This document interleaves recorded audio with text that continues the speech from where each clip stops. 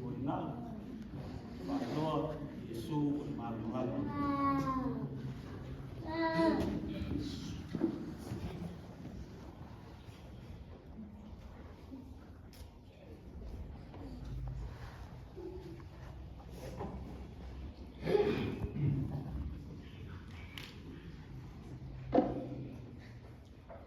Maya, dacha tutang yatu. Salamu filifilio na Yesusa, salamu hivyo sukuru matasi. Ifaita wina ni fayu, amata ya tatu tapo. Ole anofo ina melilo o yai ni sisi.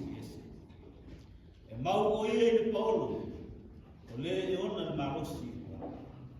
E tufa peatu ile ni o malu o ia malu olo. Olo o tua o te whake o tua ia. Wa o ia na te lawe ina oe i le mai lei a le whaima. Ma le whaamaki o tia. E o fiu o ia i ati oe i ona au. E te su whai fo i lalo ona au. E whai alo na whaama o te tari pupuni. O mea e pui nai. E te le matau i le mea matau tia i le po. Ma le uhu whana whana i lele i le au. O le whaamaki e whea wai i le ma le mala e whanwai i le au. Amen. Eo mātou fiso suansi. Mātou te ioe ma te tonu o lo e whatasi ma i mātou le ni tai. Mole te talaina o mātou loto lo mātou nama. Mātou te tāpua i atuai i ate oi le nanga ma le whamau. Ono Yesu Keristo lo mātou li i ma mātou.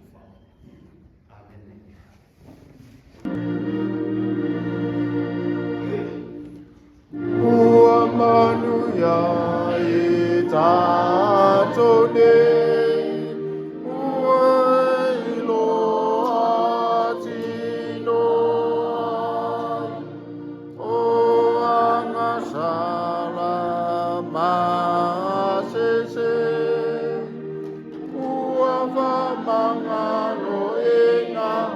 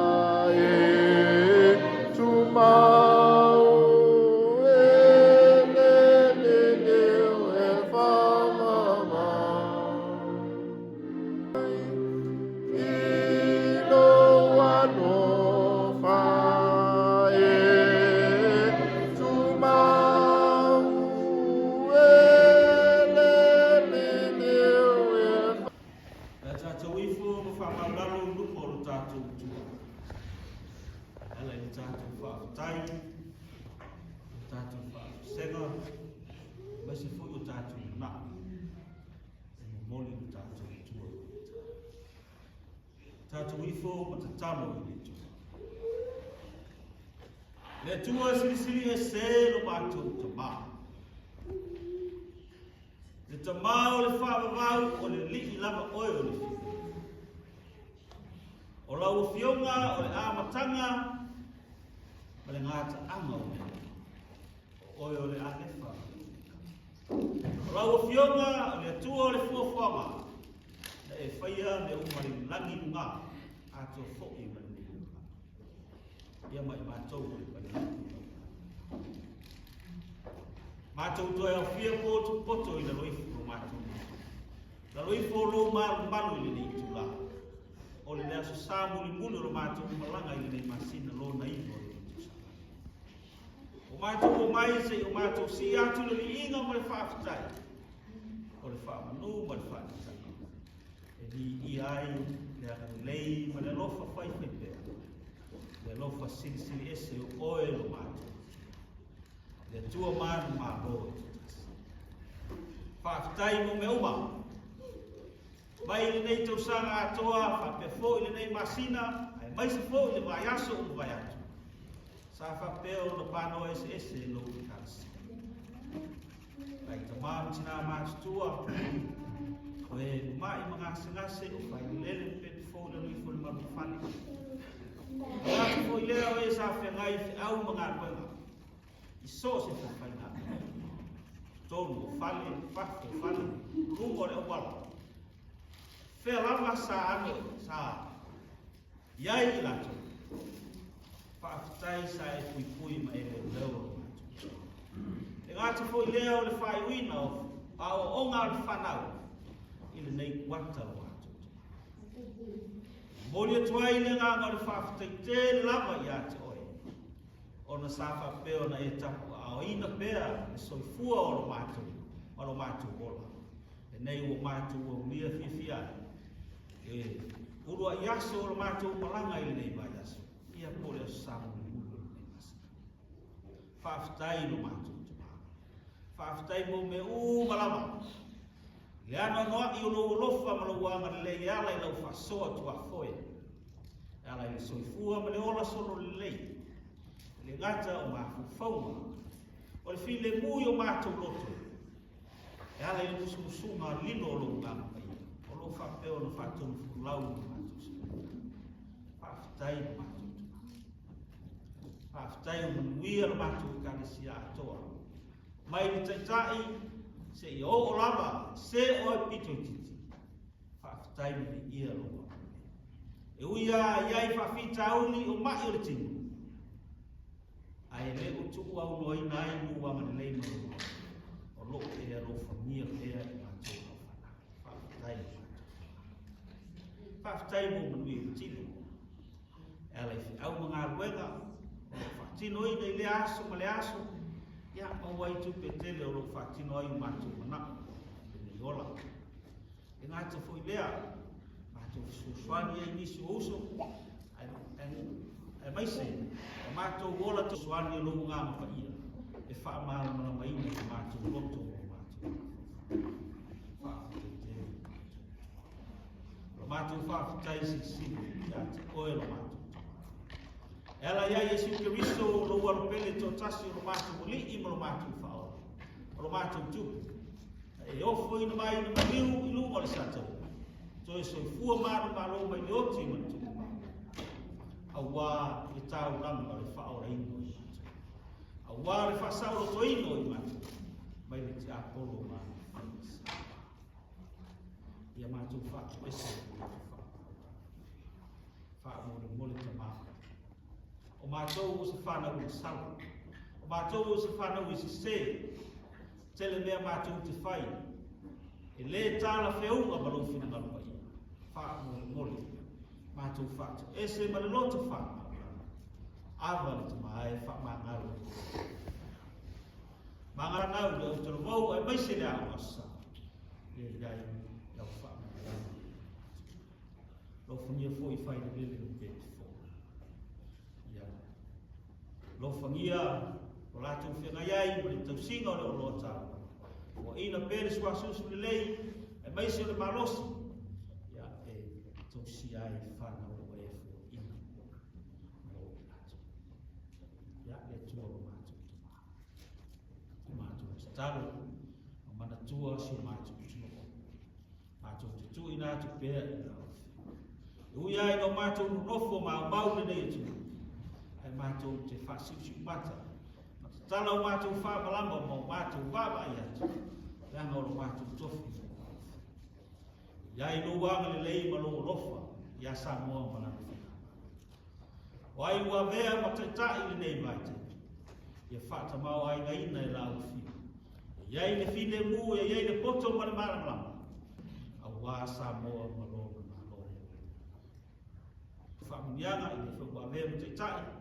Ya mai se fo ia fa ngama mau ai pe le lofo fine mu ma le lofo fe alfa o i ma to lofo ya lofo mai a ma to stara la fionga ya fa te tusi ma to fa longo ma sto ya ma fo ina fo se upo mai la ya te vai le fa mo i loma e fa ia i fa to fora ina o ta. Tama ai o mai ngas o le kalesia tonu ai o fa mai ia ai lo rofa fa e foi o sai sentia o no sa wa lo fa pro mai na so ni ai lo ma la ya tato la e vai aso da se fa tasi mai o e ma to ni ai oi ke miso lo mato mo li mo mato fa mato te fia te talo na ia lo mato to mai yo mai yo malo yo fai ro finalo la langi pe fai la ye mai ati mato ya me ya mato ya ai ta ye fa mama ya ati mato ya mato sana ye mato fa mama na tu ye wa mai ya ati mato au fu te te mato fa so ai ya mato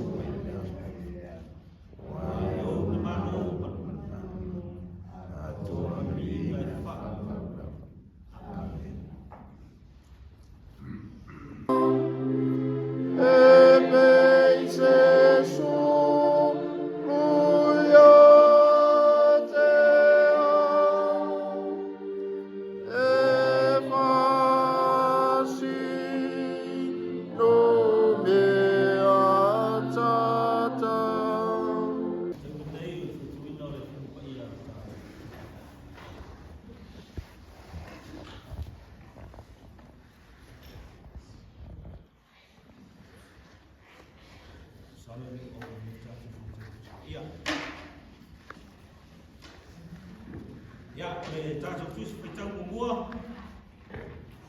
Ala mo mai ko teng tuai. Tu se profeta Yeremia. Ono tau e tolu sepuluh manlua. Tu se profeta Yeremia. Ono tau e tolu sepuluh manlua. Tato foi tau me mo wai me foi mo mua. Se i fangata mai foi ko tolu. Ona te si lea. Ele foi o ono, angata mai ele foi o sepuluh lima. Yeremia ono tau e tolu sepuluh manlua. E tau fea wai mai foi o mua se i fangata i tolu, ono te si lea ele foi o ono. Angata mai ele foi o sepuluh lima. Ole fio pa ia o tato tua. Ole fio na mai ia Yeremia mai e lii, ele sepuluh tau sanga o se kai e tupo yuta. Ole sepuluh mo le manu leo tau sanga o le kanesa. Ona po ia na wai ia Jerusalema e tu taua tupo Babilonia. Sa pui ia foi Yeremia le perfecta o toao le fale pui sa i fale tupo yuta. Awana pui o ia e se te kai e tupo yuta. O ia whapea. Sa e le leo o e mawano ai. Whapea mai. O loo whapea o le wheta lai mai o le liki. Auta. O te tui nā atu le nei a ai le lima o le tupo Babilonia. Nā te a ea. O yonga le ia te whapea mai. Auta. E sau ia te oe o hana meali le a te li o Saruma. O le uso o le tama. E whapea mai. E whatau mo oe no whanua. O loo i antota. A wāo ia te oe le pule. I le whatau e whatawai. Sawa ile te aku le toao fai pui o hana mneale. E atari o le uso lo tama. E pei o le fionga le o whapea mai ia te au. Te e whaatau lo whanua. Lo i antota o ila nuu Benjaminia. Wa e au ule fai mou whanua. Lo foi whaatau. Nā whatau ia mo oe. Ona uwino ai lea. Lea fionga le li lea. Ona o whatau ina lea mai a hana meani. Lea tali o le uso o tama. O le whanua o loo i antota. Ma o fuatia e a kei o tupe. O se keri a rio e se fulu manifitu. No tu si tu si au fa mau fa ilonga ina au a mia mai mau au fu tia le a rio I fu fa ta Ona o ame ai lea o le tusi o le whatau. O le u wha mau wha i o ina I tusa ma le polo ina ma tula kona. A tō ma le ua le wha mawina. o a fo le tu si o le fa ta ia paruka ya tali o ne lia ya tali o ma se ia I lumo hana meale ya tali o le uso lo tama I lumo foi o muli mauna tusi o le whaatau. I lumo foi o tangata I uta uma sa nofu I loto wao le wharipui pui. O o tua whai atu fo I a baruka I o rātou ruma o whape atu. Lo whapea o ne whetalai mai o le li o au. Le atua o Israel. Ia e avi nei tusi, o nei lava tusi o le whaatau. O le ua wha mau wha ilonga ina. A toa foi ma le nei tusi o le wha mauina. Ia e au o I se ipu o mea. Ina ia tu mau le aso tele. Wā lo whapea o na whetalai mai o le ni o au. Le atua o Israel. E toe whatau ina e nuu nei o whale. Whanua ma tō vini. Tusi lo na lua. Evangelia Yesu Kiristo na tusi e luka. Lona tau pe sku mareono.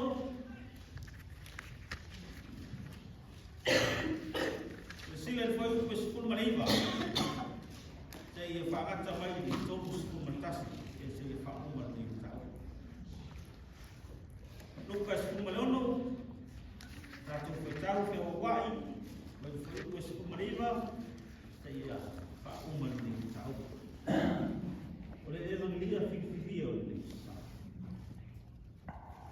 o le tasi tanga sa mau oa o ofu I le ofu pāau ma le ia tupai. Ua tai le leia lapa ia I asa kuma. Le tas tanga tumtiwa fui e ngoia la salo. O tatia e lona whaitoa. O lilo e pala. O manao tele ia le ai mea na pā uifo I le lao ai I le oa. Au o mai ui wetu wetu o na pāu. O foi no oti o tangata mtiwa. Na vea leo o ia e angelu fata o Abraham. Oti foi mau oa. Mau tanu. O se oli o whātau maina. O na te pā e ai lea o ia. Wana I loa ma watu ia Abraham o malasalo I lo whata. Walanga atu foi o ia. Vai atu. Lauta mai. Abraham. E alo fa mai a te. Mai e a wina mai la salo. Nā te fui tumtumbolon tam mai mai I se vai. E wha maku wai lo nei lau whaiva. Wā o popo ngā wū le afi nei. O na whaiane leo Abraham. Lo watu I. E manatu na e maua au mea le lei I lo volanga. Maua fo I la salo mea le ana. Ao le nei. O wha oli na ia. O popo ngā ia oe. Le ngata I nei mea uma. Awa tu mau van tele no tatu wā. Le mea le sau wai o e o I nei. O fio atu I ate o tau. Le msau mai foi o e o I nā I ate mātou nei. O na whai atu leo ia. Lo ta mai. O te whatu atu I atu oe. Na ia e au na atu o ia I le ai o lo ta mai. Wai to lima uso. Nei e mo tino atu ia e te ia tō. Nei lātu mai foi le nei mea pupo ngā. O whaiane Abraham o ia te. O ia te ngātou mose mane au profeta. Ia lātou whalomo I ai. Nā u whape atu o ia. Lauta mai. Abraham. Laua. Ai a whai e anuatu se tasi a te lātou na ie o te. Sara mō ai lātou. Whai ane o ia ia te ia. Le a whai lātou te le whārongo ia mose male au perfecta. Eo I lawa ina tu mai se tasi na ie o te. Lātou te le mwha ai lawa.